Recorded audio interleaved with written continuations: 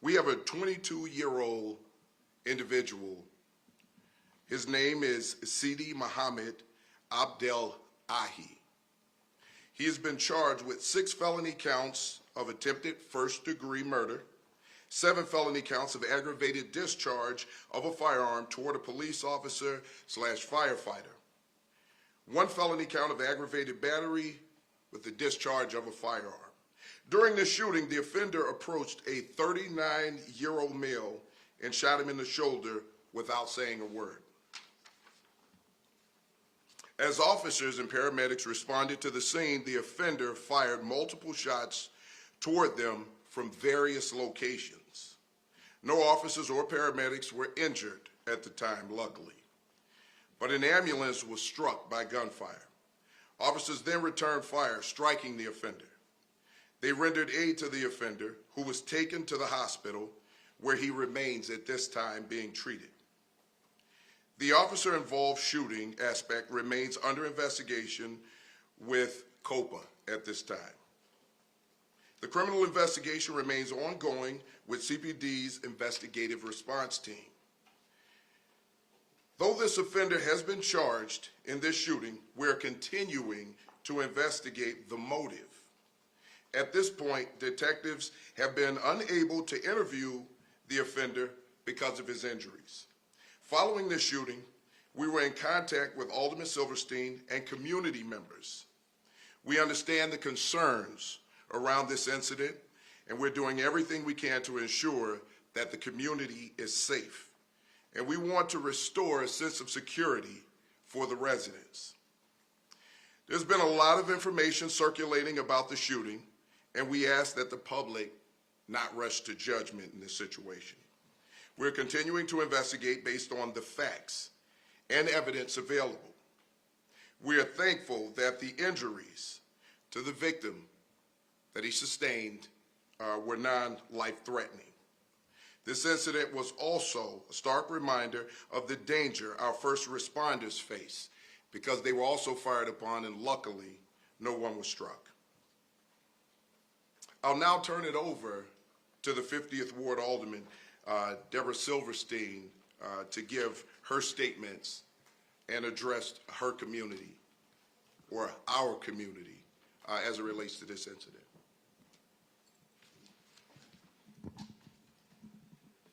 Thank you, everyone, for being here today. I am Alderman Deborah Silverstein, and I'm speaking both as an elected representative of the 50th Ward and as an Orthodox Jew, a member of the community so deeply concerned by this shooting attack.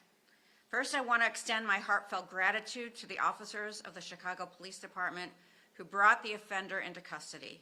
The suspect didn't just target members of my community, he also fired at responding officers and paramedics. I am thankful that none of our brave first responders were hurt, and I am grateful for the quick actions that stopped a greater tragedy from occurring. We are gathered here today because of an event that has shaken my community to its core. This past Saturday, immediately after the global Jewish community observed Simchat Torah, a holiday celebrating the joy of being Jewish, a Jewish resident of the 50th Ward was targeted with violence. He was shot while walking to synagogue in peaceful observance of the Sabbath. The victim of this senseless violence should have been able to walk safely without fear, as every person in this city should be able to do. The individual charged now faces 14 felony counts, including 6 counts of attempted first-degree murder.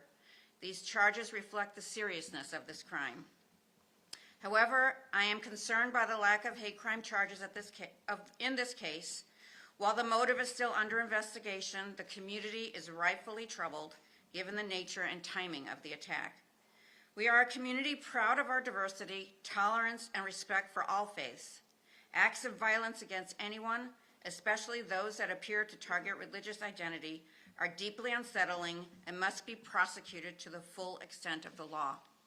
I want to be clear, no one in our community should feel unsafe because of their faith or background. And while we respect the legal process and understand that charging decisions are complex, I, along with many of my community, urge that all aspects of this case be fully examined, including bias or hate-related motivations. Our response to this incident cannot end with these charges. We must come together as a community to support each other and to reject hatred and violence in all its forms. Our city must stand with the Jewish community as we stand for the safety and dignity of every individual in Chicago. I urge everyone here and those watching to remember that hate has no home in our city. Today, let us be reminded of our shared humanity and the strength that comes with standing together. Thank you. And with that, we'll take any questions that you may have. Trey Ward with ABC7. Alderwoman, you released a statement today and you used the word disappointed. What are your words to the Cook County State's attorneys with the lack of hate crime charges? And why do you think, you also said there's evidence. What evidence is there? Is that something you want me to address? You can address it and then I'll follow up. You know, my community is always on high alert, the Jewish community, this act of violence, a man wearing, you know, the kippah as he was walking to synagogue was shot, and this has just escalated our anxiety, and we would really, our community would like to see this as a hate crime. There is, you know, here he was walking to synagogue, and we are very concerned. Alderwoman Liz Nagy with ABC7. Because your community is so tight-knit, can you tell us anything about the victim and his involvement in your community? And then I also want to ask the superintendent if this person has any sort of criminal history that you're looking into or any motive related to the Jewish faith. So I did visit with him actually Saturday afternoon. When he was released from the hospital, and I'm happy to say that he's doing okay. He's still having to see different doctors, but he's doing okay and his spirits are good. He actually belongs to the same synagogue that I do, and you know, I'm just really happy that he's okay. And just to follow up on a couple of things. One, charges for hate crime. Look, you know, as the Chicago Police Department, we do investigations, and our investigations is based on facts that we gather into evidence in order to present charges. Until we have those facts, we will not announce charges. It's about what we can prove at the time based on the facts. So we want to make sure that we're very deliberate about what we're doing, but we also want to be careful so that it doesn't look like, as the Chicago Police Department, we're speculating on anything. We want to make sure that everything that we do is based on fact. What I can tell you is these detectives up here and the leadership team, they did an amazing job of getting on top of this as quickly as possible and getting their charges approved that we needed approved. The individual or the offender is currently in the hospital, and because of his injuries, he's unable to be interviewed at this time. Now, we don't rule out anything at this point. As the investigation continues, we will continue to work on those things, and if we find out more information as the investigation continues, then we'll move on that. But until we have fact-based information, we're going to continue to do the work that we're doing right now to hold this individual accountable for the violent acts that he carried out on one of our citizens and our officers, firefighters, and paramedics. So I just can't say enough about the team, the work that these detectives did here and the leadership team to make sure that we brought some level of justice right now. As far as his background is concerned, those things are still under investigation. So we're working to try to gather as much information as we can. And as we gain more information, we'll just continue with this investigation to try to get to the bottom of the motive. Charlie Marr with CBS News Chicago. I know you said that the suspect didn't say anything before shooting the 39-year-old. Did he say anything while shooting or during the course of the exchange with officers?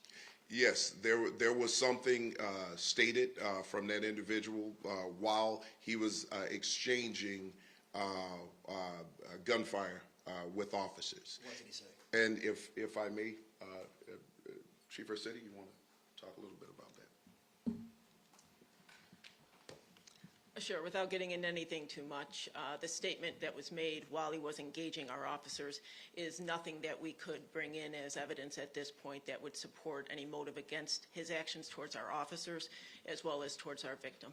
Was it believed to be English, another language? What did he say? We're not going to be able to put out that information right now because I want to make sure I'm not misstating anything, and so we can coordinate through the Office of News Affairs because I am certainly not going to misspeak and have there be any misunderstanding about the statement. So as appropriate, we will get that information out through News Affairs. And then is the suspect a resident of Chicago? Is the suspect a citizen of this country? That is still under investigation right now. Right now, we're trying to identify a valid address. So we're still working on that information right now. How soon could you make a decision about whether hate crime charges will be recommended? When evidence of the facts present themselves. Again, we can't speculate on these things right now. We have to have information that backs up those charges. So we can assume things, we can believe things. And look, when you look at everything that's tied around this, I understand why the community feels this way. And they have the right to feel the way that they feel because, look, nobody wants to be victimized on their way to church. But when we start talking about the legal aspects of it, we have to have fact-based information in order to bring about those charges. Emmy Victor with WGN News. When I was speaking with, hello, how are you? When I was speaking with a couple people, they mentioned the length of time that CPD happened to be on the scene. Was there anything in particularly challenging on the scene that kept police out for so long in that neighborhood on Saturday? These events are always challenging. It's one, we have a citizen who's been shot, who's been struck by gunfire. So there's an investigation that we have to do there. But in furtherance, this same individual now fired shots at the police on multiple occasions. So now it goes from just being an investigation of an aggravated battery or possibly an attempt murder to a police-involved shooting. So we have to make sure that we collect all of the evidence because there are two investigations going on now. One of a person shot and another one of a police-involved shooting. This takes time. It takes a lot of manpower to do that, and that's why I can't say enough about the work that the detectives did here because they were working dual duties. So they're going to be there for a prolonged period of time, and as much time as it takes to collect all of the evidence to do a proper investigation. Sam? Hey, Nate Rogers. How you doing, Nate? Can you comment on how many times, I know Copa's investigating, but how many times the suspect was shot? That I'm not really sure of right now. Do we have that information, the number of times? He was shot multiple times. We don't have the exact number. Sure. Then also, with election season ongoing, I was in the neighborhood on Saturday, interviewed many witnesses. One neighbor who in fact told me that this was apparently the Good Samaritan that ran to the guy's aid, and he said that he heard him yelling some obscenities, heard the suspect yelling some obscenities. With this being an election season, with all of the unrest, of course, in the Middle East, is there going to be a heightened police presence now in that community with all of this going on? Can you respond to that, especially since clearly a lot of residents are on edge? There already is. And here's what I will tell you. Look, we are aware of what's going on in the world right now. And we know how that can affect neighborhoods, communities, and people of faith. So we want to make sure that we're paying special attention to all of these locations. Look, it's not lost on us that there's hate paraphernalia that's been passed around. This happens often, and when we get that information, we take it seriously, and we make sure that we have resources in these communities to make sure that people are safe. We want to check in on people just to get the temperature of the neighborhood to see what's going on. It's one of the reasons that I met and had a conversation with Alderman Silverstein and members of her community and leaders just to make sure that we could reassure them that we're taking everything seriously. And we want to make sure that people are safe. And not just that, we want to make sure that people feel as safe as we can make them feel.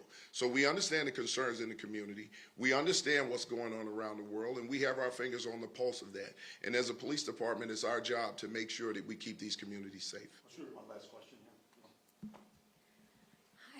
Superintendent Stanley, Cindy Hernandez with the Chicago Sun-Times. I had a question in regards to Nabala Cafe, a Palestinian cafe that's been hit twice in the last 2 months.